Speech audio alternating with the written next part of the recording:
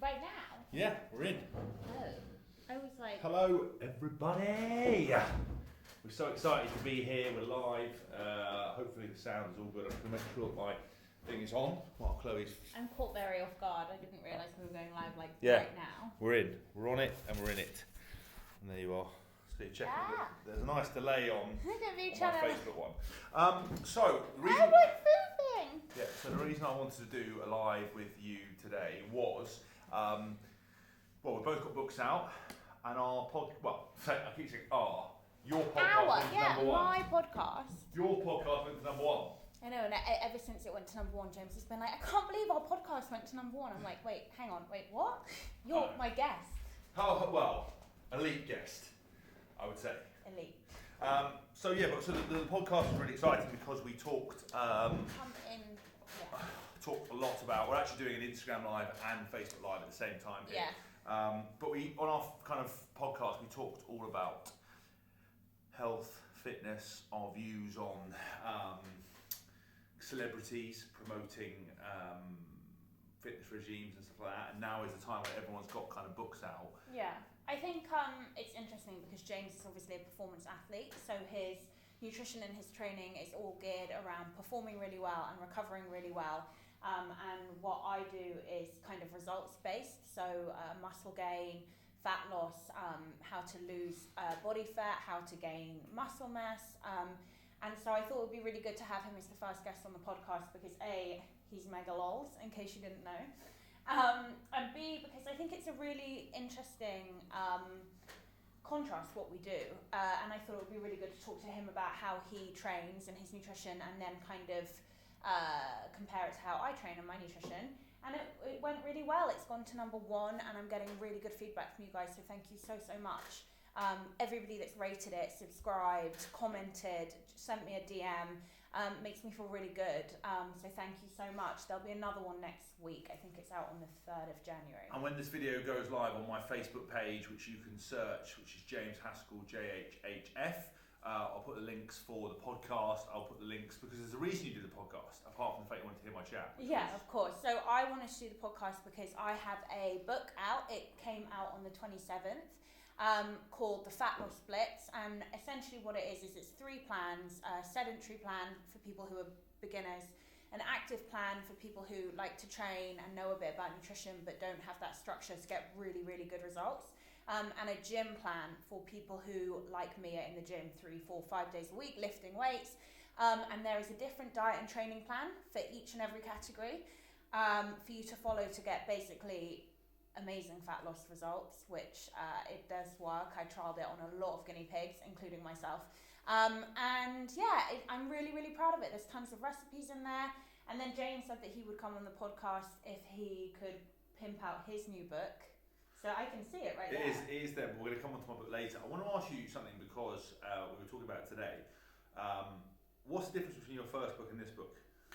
So the first book is the 4-week body blitz, and that was just pretty much a standalone plan. It's like, here's your diet plan, here's your training plan, do it, basically, and you'll get amazing results, which obviously did happen. It did really well, and it made me the second best selling health and fitness author after the Body Coach, which was just mega. Yeah, I was so happy with that. It did what it said on the tin. It was a 4-week body blitz, but this one now, it caters to both sides of my audience, people who are beginners, who are starting from square one and want to get in shape and want to get really good results, and people who are a bit more advanced, like me, and want a new plan or any plan really to stick to get really good results. And then, of course, my active lot who are, kind of followed the 4-week body blitz and got great results with it.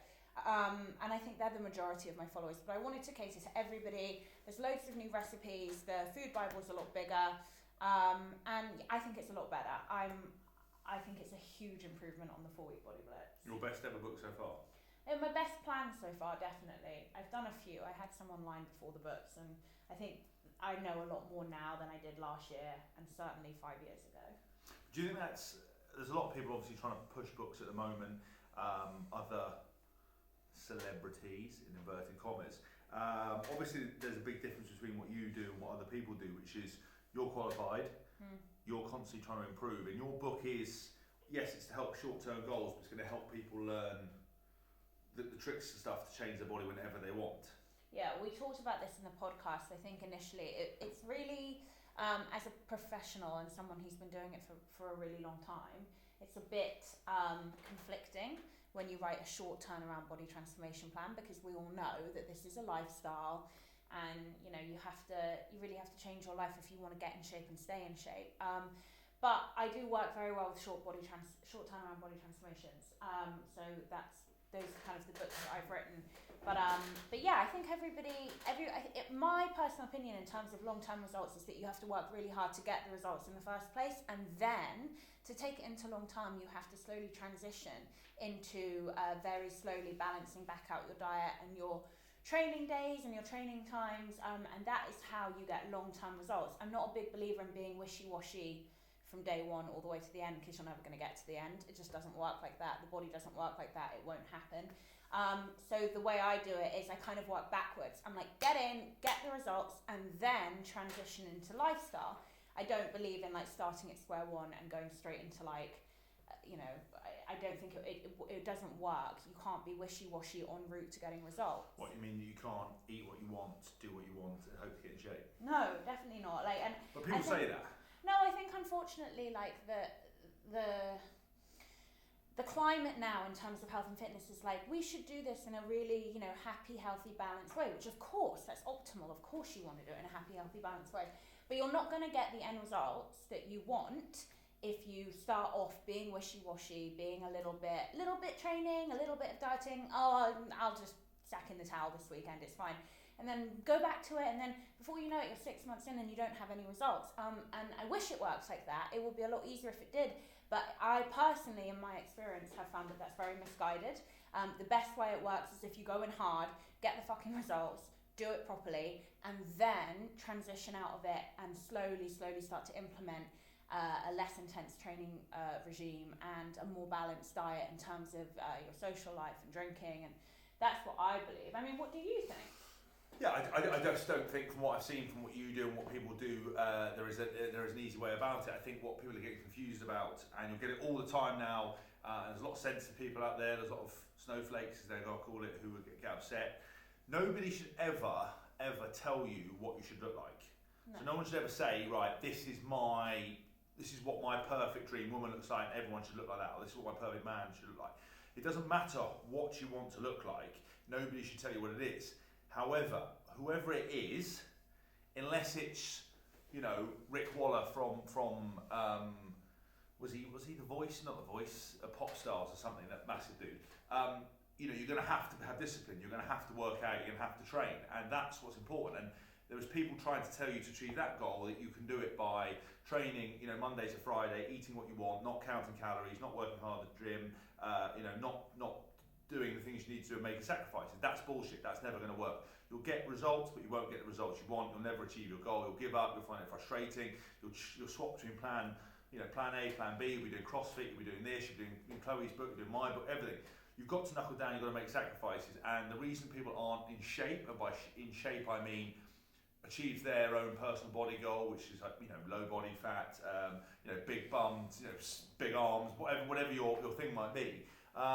They don't do the work, and that's what I get concerned about, is that people I see all the time, A, selling you shit products, and B, trying to tell you that you can get a body without having to work hard, and that's just not right. And I think whoever goes into the new year, you're going to get a lot more information. I'll obviously be hammering it, Chloe will be hammering it, but just please take everything with a pinch of salt and be relaxed about it, and understand that you've got to have a plan. You have to stick to that plan. No one ever got in shape by eating donuts, and nobody got in shape by having weekends off, getting on the piss the whole time. If that's what you want to do, then do it. But don't beat yourself up about it if you don't get the perfect results. Yeah, I do definitely. I think it's a lovely theory that you can get really fit and healthy and in shape by just kind of making little healthy choices to your healthy changes in your day-to-day life. It's a lovely theory, and believe me, I wish it were true. It doesn't work in practice. In practice, if you want to get in shape, you have to change your diet, you have to train,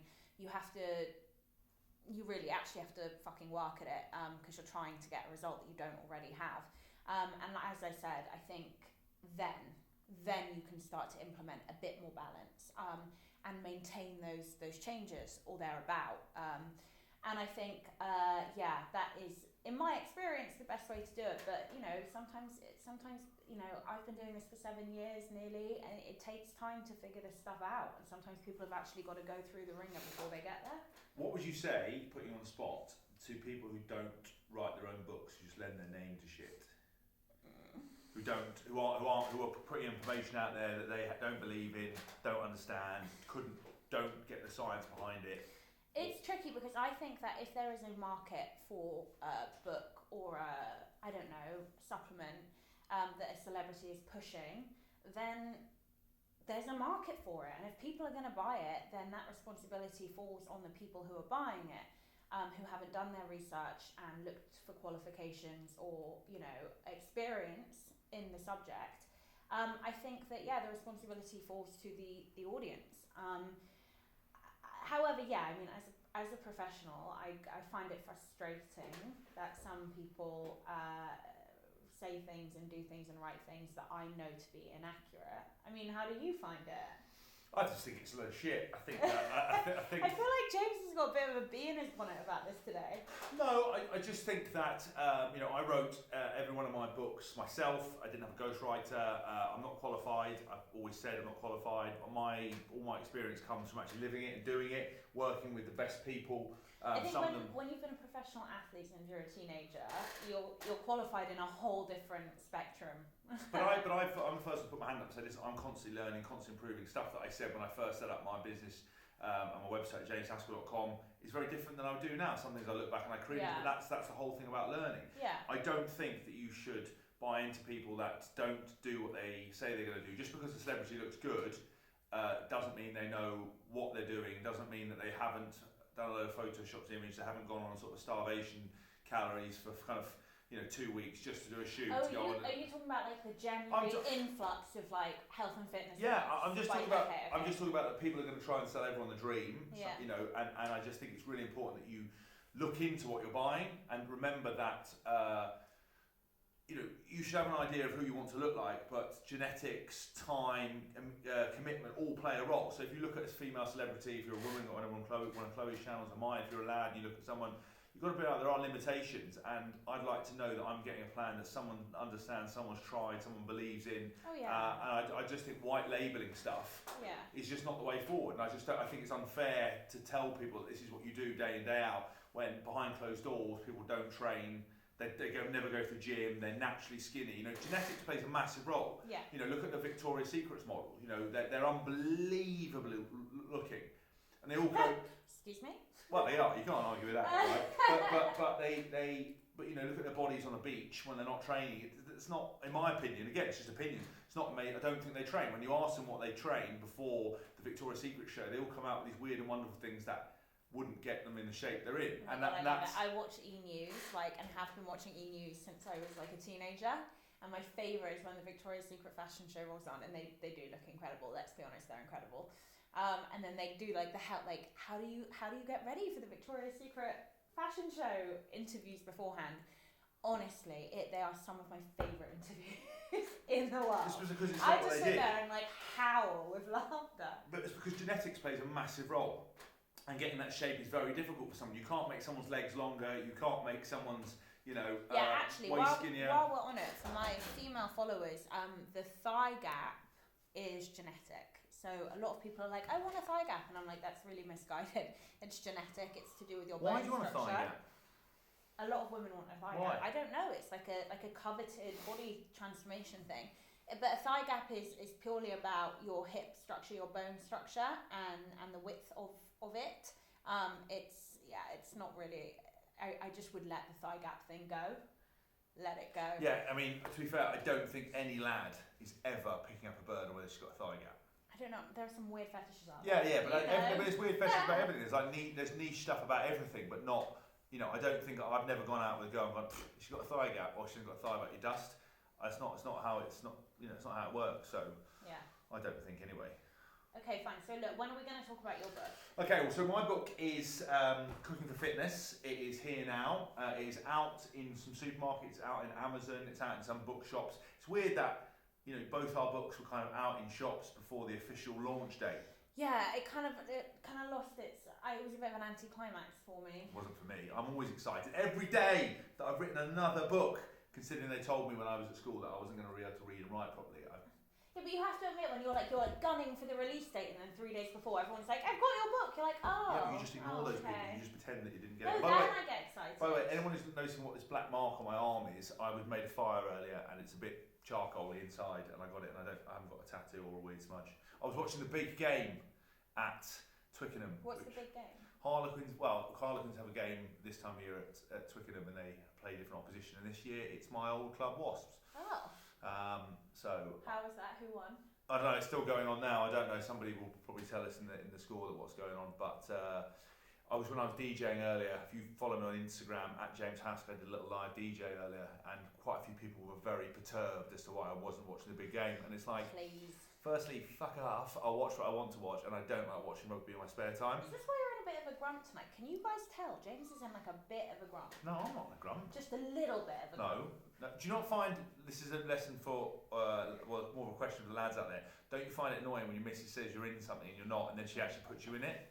No, oh, I'm not. No, don't transition into. No, that's what I mean. You go, are you okay, babe? You okay, babe? You okay, babe? And I'm like, no, I'm okay. And then I've got into a mood. From the second I got back from the gym and saw James, his face was all scrunched up and angry, and he was looking at his phone. So I thought maybe you'd had, I don't know, a troll or an angry email. No, I don't give a shit what trolls say. Yeah, they still make me angry. They don't make me angry. I mean, I get angry because you can't do anything about it. I wish that there was like a button in a red box, you just pressed it and it blew them up. Yeah. That would be awesome if you could do that if enough people pressed it. I just feel like trolls are actually on the surface of things really normal people, and then it's only behind closed doors that you find out how psychotic they really are. Do you know what my favourite thing I'd like to do with you, and I'll never commission it because of human rights stuff, and actually Chloe and I are doing a TV show. What do we call? What's it called? Are we? Small Fortune. We've done it already. Yeah. That's coming out soon. No, but don't watch it because I was really hungover and I just don't even remember it. No, and I'm scared people are going to watch it and be like, what the fuck is wrong with her? I think people do that quite a lot of the time. Yeah, true. I was not. No, but I want to go on a TV programme where you hunt trolls, where you literally get their IP addresses and you follow them, and you turn up on their door and you meet them and you confront them and you confront their families and go, this is what you're doing. Like some bloke yesterday posted one of my pictures about a podcast. Do you talk about sex toys on it? Oh yeah, I saw that. And I clicked on it, and it's like a picture of his little kid, or their little kid, or her little kid Oh, on the thing, and mate. it's like, do you not think? It wasn't even funny. It wasn't funny, but a lot of people in the real world don't have any funny chat. I find. I just don't. I don't know. Like what people laugh at, I just don't get my head around. I think a rarefied atmosphere of continuously taking the piss out of each other from the age of kind of 12 till 33 has meant that I've got quite a high tolerance and stuff. But some of that shit. You guys like bully each other. I couldn't do what you do. I feel like you're all so mean to each other. No, we're lovely. And how, by the way, for all the Saints fans who follow me, how good was last night? What an unbelievable win from the boys. Incredible, extra, obviously different level side. So it was great to watch there. I was in the stand. I was not very a watcher of rugby, but it was nice. I did a little thing in the fan car park. Spoke to some children. They asked me if I play Fortnite. If anyone's watching me here and they play Fortnite video games, put the fucking video games down. Get outside and do some stuff in the real world. I feel like you do loads of indoor techie stuff. Yeah, I do some indoor techie stuff at times, but I don't like. People will literally waste 6 hours on things, and that's why we're going back to my book. I would show you mine, but I gave it to his mother as a not a Christmas. She didn't even ask for it. She just gave it. She's like, here, Susie, I think you need this. No. She said, please, can I have your book? And I only have one copy. Like, why have my publishers only given me one copy? We need to email and get more of them. But the thing with cooking fitness is, so many people say, I do not have time to eat properly. I do not have time to eat well. There is a beautiful new thing on most iPhones. I know some of you are Android, which is called screen time. And screen time will tell you exactly how long you've been on your phone on average. A lot of people are on their phone 5, 6, 7, 8, 9 hours a day. There's no such thing as I don't have time to eat. That's what people say. People say it all the time. You may as well eat something good. good. But people say this. So that's why a lot of the recipes from my other book, Perfect Fit, you absolutely love. Nutrition is probably the most complicated part of trying to get in shape. People can train because you can always get up and train. You can get up and go for a run. I wouldn't recommend it. But you can go do HIIT stuff at home. You can do whatever it is.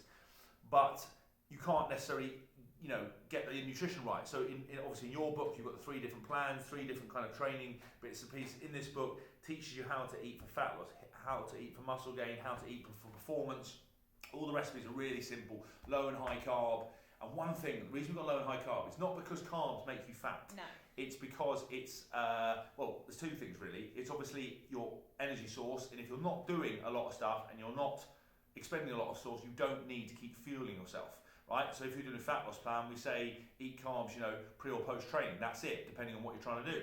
As an athlete, I used to be scared of carbs because I wanted to have the Men's Health cover model body, which I actually did Men's Health, and the motherfuckers airbrushed me. Made me look softer. Did they? Yeah, pissed me right off that. And it's not an excuse for me being out of shape. They did, because I showed you the actual photo versus it, but it just did me. They do that to me a lot. When I do like mainstream media shoots, they airbrush me softer. That's because you're not accessible, apparently. Yeah, because every single time. Because there's one women's magazine who are just full of shit. Every time anybody sees a muscle, they freak out.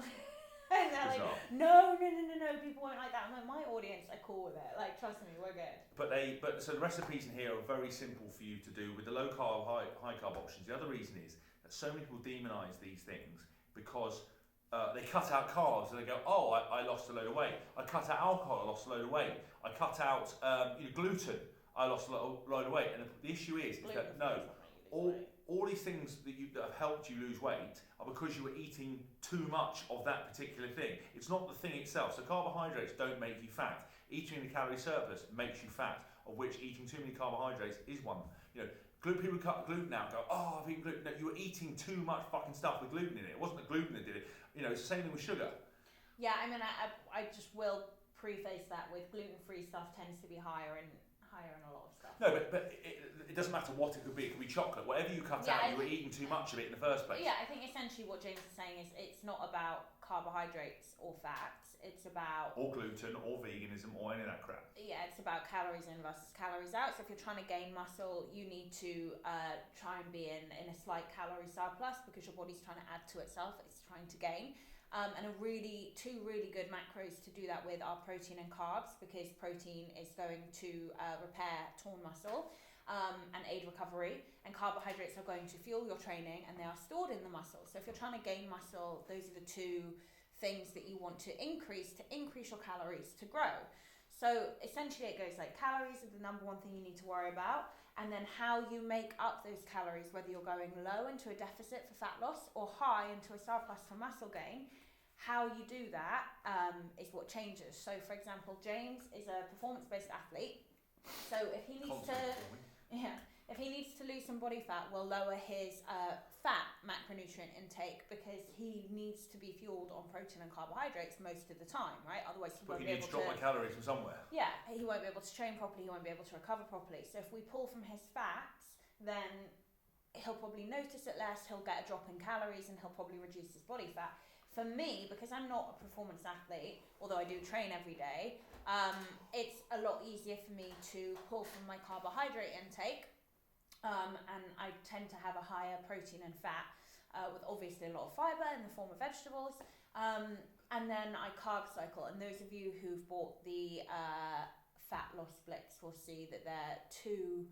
The gym plan is a daily carb cycle, the active plan is a weekly carb cycle, and the sedentary plan isn't really a carb cycle at all. But yeah, so it's all about calories, and how you make up those calories, whether they're going up or coming down, is kind of all about your goals and your preference as well. I also think I saw something that one of our mutual friends, Ben Coomber, put up recently. So I don't know who on here, I'm just going to lean across and just check. We've got some questions coming through.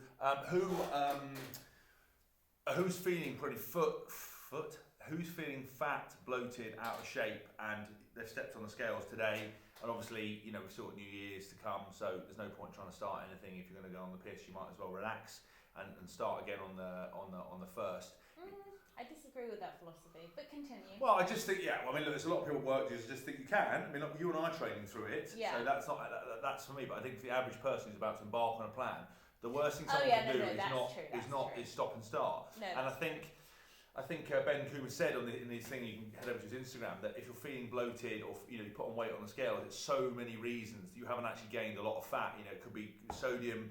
All the food you're eating, sodium retention, water retention, bloating, whatever. You might have put on a little bit of fat. Unless you are incredibly lean, and I'm talking like photo shoot shape, like what I get into, or competitor shape, like bikini girls or bodybuilders or whatever. unless you are incredibly lean, it is very, very hard to gain a shit ton of body fat in a couple of days. Like, it generally isn't going to happen. If you see the scale spike and go up, yeah, it's sodium, it's water retention. It's also, like, look, let's be honest, you ate more fucking food. So the scales are going to be heavier. Like, we ate a lot of food. Yeah, the only time that I would say to somebody like, oh, you've had a couple of days of eating like a pig, you've probably gained a good amount of body fat, is if that person was very, very, very lean and was just coming out of a fat loss phase. Other than that, yeah, and I actually do agree, you're right, for your average Joe, if you're going to go out and have a big blowout, big summer blowout, on New Year's Eve, then I would say, yeah, you're right, don't start a fitness plan yet. Don't start a fitness regime or plan if you know in 2 weeks' time you've got a wedding. By all means, like, ease into it, but you know that it's not necessarily going to be practical. You need to find yourself a good block of time where you know that you're going to be able to commit to something. I think it's a big mistake a lot of people make. They start, stop. Yes, you can manage it. You manage it through weddings, you can manage it through parties, you can manage it through anything. That's not a problem. But that's also years of experience. But a lot of people, give up. And the thing is, it's not a problem to mess up and have a bad meal, but it's then getting yourself back on the horse. It's not going, oh, fuck it, I've drunk until 5 in the morning, I've eaten all the pies, and then carry on eating all the pies the next day. It's trying to get shit back in order, manage yourself, and don't just fall straight off the wagon, I think. So if you started a fitness plan already, great. Then, obviously manage it through New Year's Eve and New Year's Day, and then get it back on it. My advice, if you're going to start something or going to start eating healthy, adding my recipes and stuff and Omar's recipes to your training regime, then do it post the first, I think. Yeah, I agree. However, it's like having kids. There's never going to be a perfect time to start a fat loss phase. What? Just every time you say about kids, I'm like... Oh, don't worry, you're all right. Jesus Christ.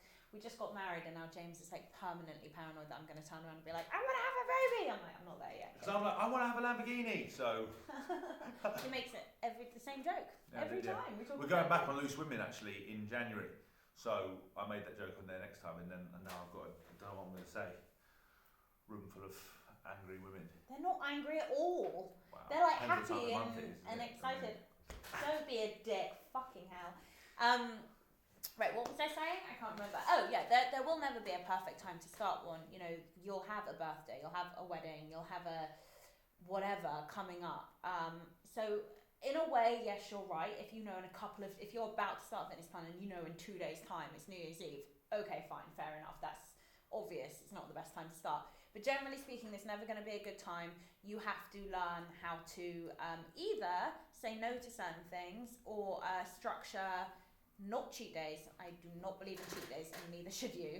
It is not going to get you anywhere anytime soon. But structure refeed days where you can have maybe slightly higher calories, and you can have a glass of wine, or you could have, I don't know, a slice of pizza, whatever, I don't know. You've got to try and structure your new plan around life, and life has to fit into your new plan. So I think, yeah, it's never going to be a perfect time. So, as we're coming towards the end of this, we'll answer some questions from some people. If you've got some questions on there, can you see any questions? Yeah, so... I'll just look at my one here. Haskell's done a good job, number of times, not watched a lot of rugby. Do you want me to do it? You can scroll up. See if there's anything anyone's asked worth questions. We're going to answer questions now. Can men do the 4-week body blitz as aimed at women? Both. Men just get to eat more food. About people who train on a budget, your answer is don't drink and smoke while I don't do any of them. I always thought you was a nice fellow. We got a troll. Oh, go away. Oh, yes. Let me answer this woman's question, right? Who is it? Kevin McNally, right? So Kevin McNally sent me a message on Facebook, right? And he said, I recommended this Cooking for Fitness, and I'm adamant that you can eat healthily and it doesn't cost you a fortune. And he went, well, I don't earn enough money to afford meat, chicken or fish. I'm like, well, what the fuck can you afford to eat? That's like the 3 main food groups. Like, what if you can't eat? I mean, listen, you might be buying chicken breasts that originally were just a chicken with a head, no wings and no feathers, and have been factory farmed to death. Probably not that good for you, but you can still afford it. So I said to Keith, if you drink and you smoke and you're going out in the pub or you're paying this or paying a phone bill, prioritise food. Yeah. So Keith, absolutely, fuck you, pal. I told you very sensibly, you can't say you don't have enough money for meat, chicken or fish. Well then, if you haven't got money, then get off Facebook. Get a fucking other job. Do something, because you're wasting money on data plans. £30 data plan, you can go to Costco and buy a packet of 30 chicken breasts. That's why he said that. I can't believe he said that to me. And I read it to everyone out. I went, this guy reckons that you can't afford any of these things. I'm like, what are you eating? It's not accurate to say that you can't afford to eat healthy. You can. I went into Sainsbury's today and I spent £2 on a chicken salad to eat as soon as I finished training. And I think the meal deals at McDonald's are like $2.99. I mean, you can always afford. That's the other thing he said, because he said at the bottom of his message here, I was training before I was born, right? Which means he's old as fuck. But more importantly, is that he said I've been training for 30 years. Well, if you can't afford meat, chicken and fish, what the hell have you been eating for 30 years? I'm more worried that he says I've been training before you was born, and Yeah. that's grammatically incorrect, Kevin. Sorry. I thought it was Keith. I can't remember. Anyway, got another question? That's my little rant. So you can eat. You can eat sensibly. Just think about some of the things you do. So when you go out on a night out and you spend 60 quid on a night out or whatever it is, you can be a bit more sensible. Prioritise food, prioritise your health. Don't prioritise cigarettes and smoking or whatever it might be. I love the book. Thank you for creating routines for the gym users. My friend and I have already sorted a gym to go to that's open on New Year's Day. That's cute. I love that. Could you please let me know why the recipes have different nutritional balances than the daily options? E.g. hot and sour soup has 2 protein, 2 veg. So this is in the FAQ at the beginning of the book, the frequently asked questions. Every recipe and every build your own meal option hits the same calorie count. So you could have a recipe that is like, 400 calories, right? 350, 400 calories. And if you build your own meal and you take a protein and a fat and a big portion of veg, that's going to hit 350, 400 calories. So the calorie count is the main thing. The macros are going to differ from building your own meal in the food Bible to the recipes, because that's food. Food is food. The macros will always differ. However, the macro method is the same. So high carb, low carb, essentially. But the main thing is calories, and secondary to that is the macro method. You're going to be really hard pressed, even with 2 build your own meals, really hard pressed to hit the same macros both times. It's not really going to happen. So you aim for the calories and then you aim for the macro method. I hope that makes sense. I haven't read your book yet, but I know we both track our food using MyFitnessPal. I find this is my advice, not necessarily your advice, but to get started anywhere, understanding what you put in your body and how you eat is massively important. I found MyFitnessPal taught me so much about my diet that I didn't realise. I thought I was eating really well. I thought I had a real high protein diet. I didn't. I was eating more fats than anything else. I love the old, who doesn't love an M&S/Waitrose petrol station stop, pork pie, empanadas, cocktail sausages, all few bits and pieces. Empanadas, all that shit, right? So that's why I'm going to show up our book again. That's why every recipe in this book has a beautiful barcode. So all you have to do is make the recipe and scan it with MyFitnessPal, and it'll enter in your ingredients, so you'll be able to track exactly what you have. Obviously, don't scan it if you've only had 1 chicken breast out of it and everything else. You have to adjust it. You can put half a serving, whatever it might be, that you've had. And also don't add like a whole load of sugar to something and then track it and don't include it, because you've got to include everything you eat. How nice that? What did the casually laughing at set strawberries. He's nearly hitting me. Good. Always. Okay. Anyway, what do your calorie counts tend to come out at in these recipes? They differ really for every single time. So I see, 500. Yeah, because a lot of them are serving for 2 people. So you'd obviously track it and put 1 serving. When I cook this stuff, I eat the whole thing. Yeah. Because I've got a certain amount of calories to hit, so it's quite quite simple. Everything in my book comes out. All the meals come out at around 350, 400. Anyway, in that bracket. Make sure you don't get hit with it again. I know, rude.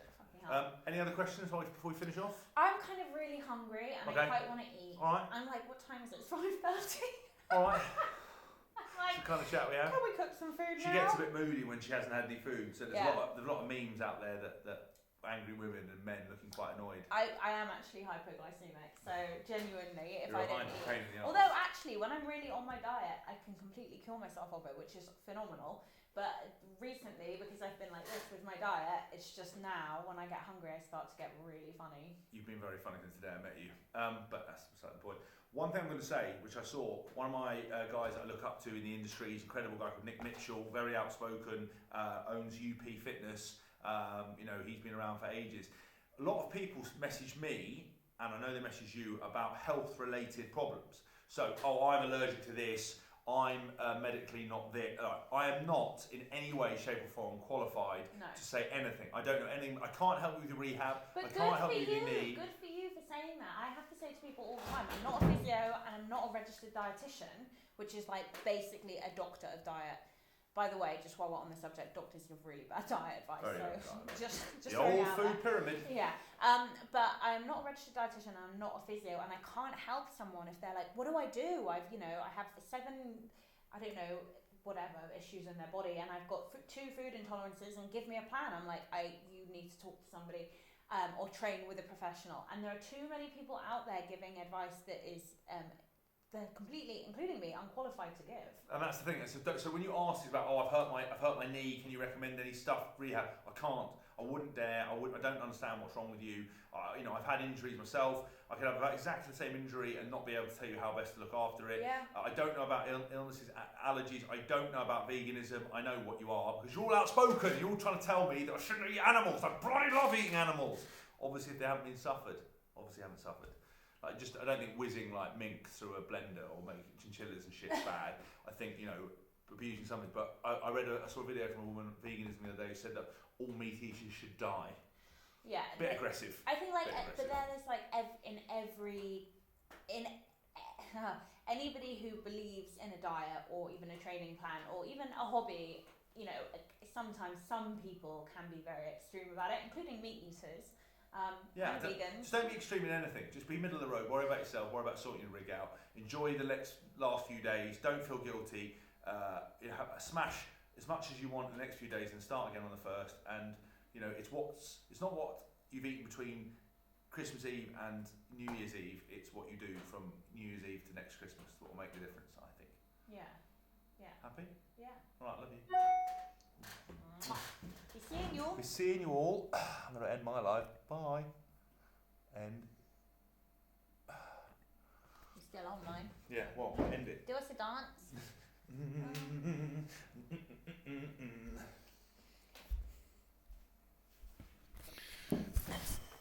Still online, so don't say anything controversial, not that you haven't already. What? I haven't said anything controversial.